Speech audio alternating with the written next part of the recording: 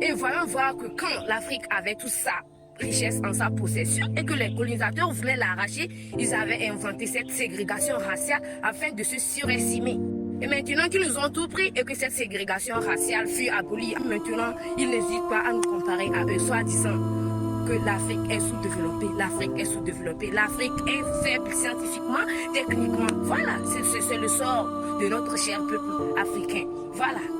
Et au lieu que mon très cher peuple africain se conscientise, se consacre et se concentre pour développer son territoire avec le peu de richesse qui lui reste, c'est maintenant qu'elle court après l'Occident, comme si l'Afrique ne en valait même pas la peine, en laissant ce peu de richesse dans les mains des Occidentaux qui viennent de nos jours, dans nos petits villages, dans nos petites localités, pour en chercher, pour qu'en fin du compte dire que l'Afrique est très pauvre. Au fait, l'Afrique n'a jamais été pauvre. C'est notre histoire douloureuse qui nous a rendus comme ça.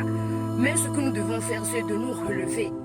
Nous ne pouvons pas toujours courir derrière les Occidentaux pour avoir un haut niveau.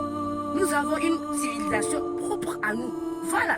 Donc, le fait de tout le temps courir derrière les Occidentaux, nous risquons de perdre notre propre identité.